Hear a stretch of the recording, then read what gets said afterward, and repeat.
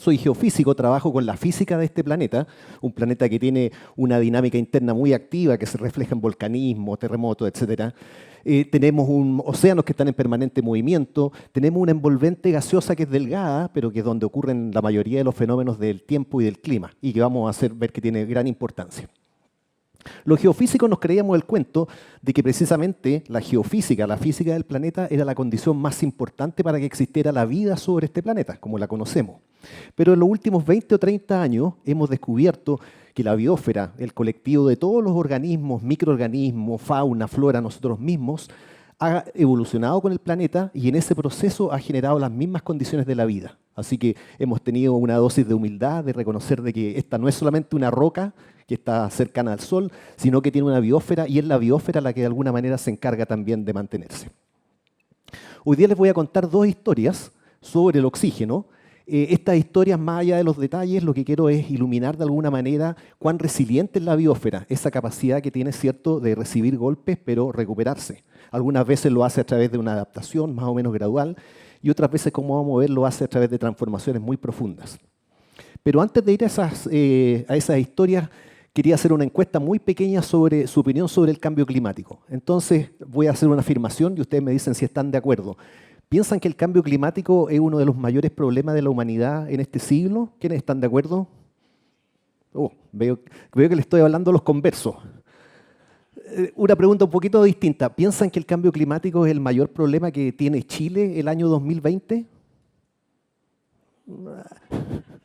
Bueno, como ustedes ven, hay un gradiente, ¿verdad? Las cosas cambian un poquito con la cercanía y con la escala temporal y espacial que le coloquemos, pero ciertamente el cambio climático es algo importante. Y eso lo comento porque finalmente el objetivo de mi presentación es tratar de encantarlo en la medida de lo posible, tratar de que nos fascinemos con nuestro planeta. Finalmente uno no puede cuidar ni proteger algo que no conoce y ojalá que además lo entienda.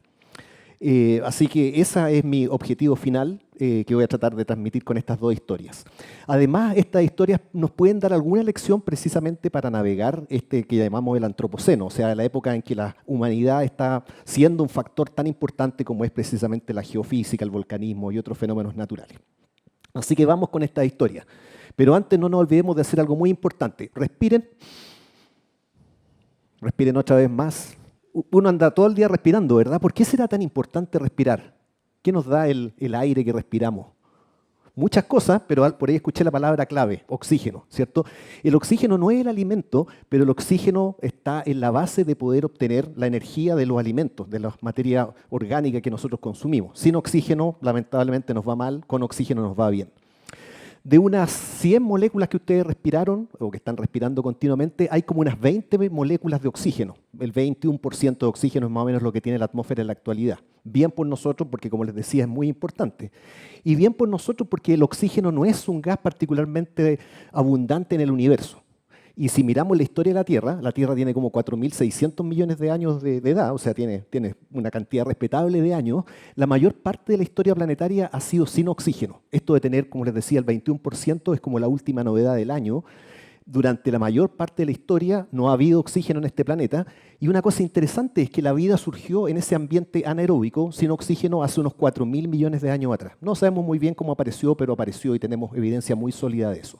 Como les decía, esa era vida anaeróbica, sin oxígeno, tomaba su energía de los sulfuros y tenía que estar muy cercana a ciertas formas hidrotermales en las profundidades de los océanos. Y así estuvieron estos microorganismos muy simples, tranquilamente, por los próximos 1.000 millones de años, y de repente surgió algo muy maravilloso, que son las cianobacterias, unos organismos un poquito más complejos, y que inventaron algo maravilloso, que es la fotosíntesis. En ese proceso, que todos a lo mejor lo hemos escuchado, ¿verdad? Lo que uno hace es tomar luz solar y tomar CO2, dióxido de carbono, y eso genera glucosa, la rica glucosa que nos permite crecer y a las plantas les permite crecer.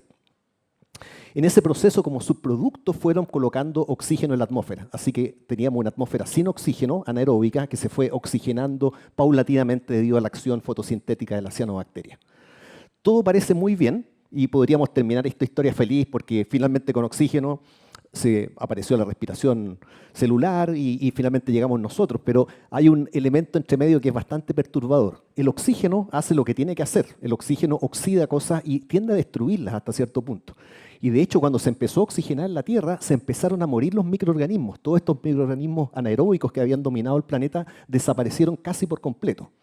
Y las cosas se iban a colocar un poco peor, porque el oxígeno también en la atmósfera, una vez que finalmente llegó a ese nivel, empezó a reaccionar con otros gases y enfrió el planeta Tierra, que era bastante cálido, lo llevó casi a una condición de bola de nieve, o sea, todo cubierto por hielo. Y el hielo también no es una cosa que sea particularmente buena para la vida. Así que no solamente se murieron las bacterias anaeróbicas, también se empezaron a morir las cianobacterias. Así que estábamos en un grave problema.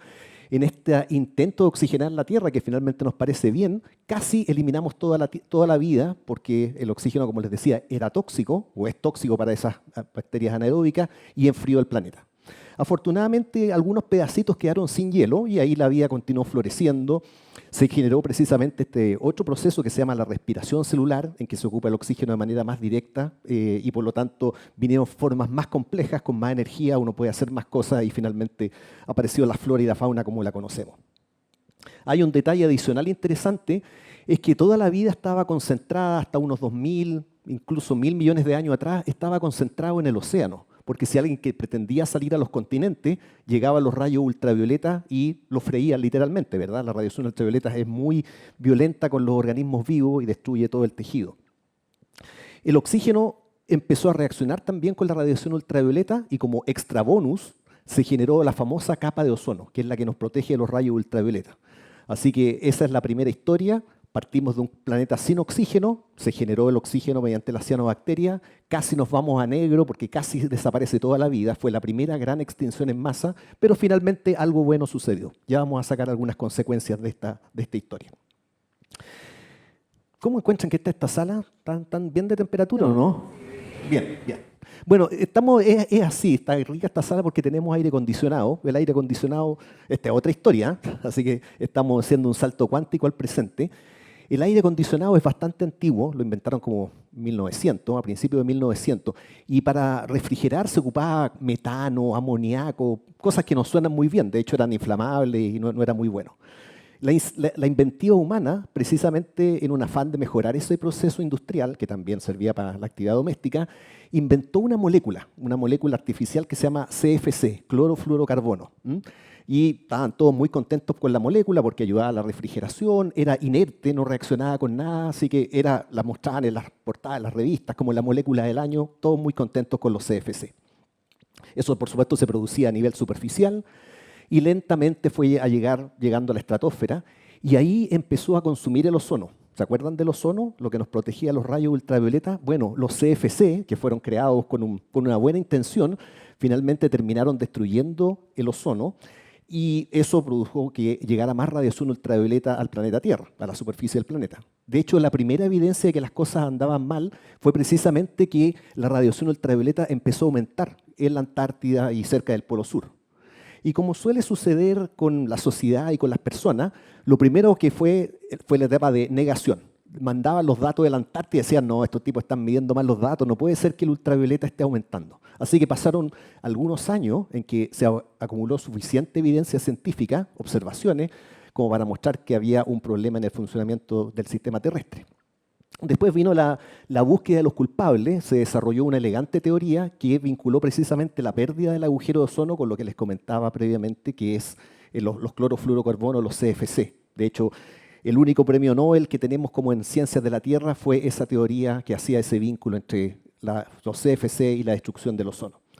Y bueno, una vez que entonces tuvimos la evidencia observacional y tuvimos la teoría, la política y la economía global hicieron su parte, porque se empezaron a hacer una serie de acuerdos internacionales, la gente se reunía. Eso todo ocurrió más o menos en la década de los 80, no lo había dicho, pero la primera evidencia que el ozono estaba en problema venía más o menos del año 75, así que pasaron unos 10 años hasta que empezaron estos acuerdos internacionales que culminaron el año 1987 con el Protocolo de Montreal. Y en ese acuerdo los países se colocaron de acuerdo en no emitir más CFC. Eso ha ido ocurriendo progresivamente, prácticamente ya no hay CFC en la atmósfera, o muy poco. El agujero todavía nos acompaña, se forma todos los primavera sobre básicamente el Polo Sur, pero está en franca recuperación. Así que en nuestra lista de problemas, casi podemos decir problema superado. No completamente, pero estamos en camino. Lo que les quería decir es que terminamos con la etapa de historia, pero finalmente quería tomar un par de lecciones de lo que hemos comentado, porque hay ciertas analogías inescapables. Piensen en lo que pasó con las cianobacterias, unas bacterias que sin saberlo inundaron la atmósfera de un gas que era tóxico. En ese momento, y ahora no nos parece que el oxígeno es tóxico, pero para ellas y para las otras bacterias anaeróbicas era tóxico y prácticamente eliminó toda la Tierra. Afortunadamente nos salvamos por un poquito y ese salvarse logró que la biosfera continuara floreciendo y expandiéndose. Así que tenemos una especie dominante que produjo un efecto indeseado naturalmente, inconsciente. Pero no sé si ven la analogía con lo que estamos haciendo ahora, ¿cierto? De alguna manera también hay una especie dominante que también está emitiendo un gas contaminante que eventualmente puede tener y está teniendo consecuencias que pueden ser muy problemáticas. La otra analogía, la otra historia tenía que ver con esto del CFC y el ozono. Eso muestra de alguna manera que la tecnología, todos la ocupamos de alguna manera, la tecnología ciertamente que ayuda a la vida, y ayuda a que nos desarrollemos y a que tengamos una mejor calidad de vida precisamente. Pero en ese proceso muchas veces cometemos errores y lo importante es que cuando reconocemos esos errores, cuando la ciencia ve la evidencia y la sociedad se hace cargo de ello a través de la economía y la política global, esos errores y esos problemas se pueden superar. Lo que estamos viviendo ahora, y vamos precisamente al tiempo actual, es que nuestro apetito por combustibles fósiles para generar energía y para tener una mejor calidad de vida, supuestamente, está llenando la atmósfera de dióxido de carbono. Eso incrementa el famoso efecto invernadero, lo cual, por una parte, acidifica el océano, con malas consecuencias para la vida en él, y por otra parte, aumenta las temperaturas y todos los fenómenos del cambio climático que ustedes conocen. La pregunta es si en el futuro vamos a ser como las cianobacterias, que no tuvieron mucha posibilidad de hacer nada, o vamos a hacer como lo que hicimos con el ozono, tal vez colocarnos de acuerdo a nivel global y finalmente revertir el problema. Y yo soy optimista, hoy día por lo menos estoy optimista, el otro día no estaba tan optimista, pero hoy día estoy optimista con esta audiencia y creo que todavía podemos resolver el problema. Ahora, para resolverlo, y yo sé que hoy día estamos hablando de la educación, yo creo que esa es la clave. Tenemos que, por una parte, entender y, por otra parte, fascinarnos con el planeta Tierra. Muchas veces estos problemas se plantean de manera de una crisis muy apremiante, ¿verdad? Y es verdad. Pero, por otra parte, vuelvo a repetir lo que decía al comienzo, no podemos arreglar, no podemos cuidar algo si no lo conocemos. Tenemos que fascinarnos y entenderlo. Tenemos que entrar un poquito más en contacto con el planeta Tierra.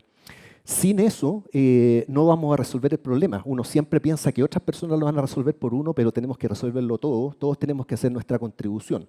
No podemos dejar de verlo y tampoco podemos pensar que hay soluciones mágicas. Hay gente que piensa, esta es la solución al lado.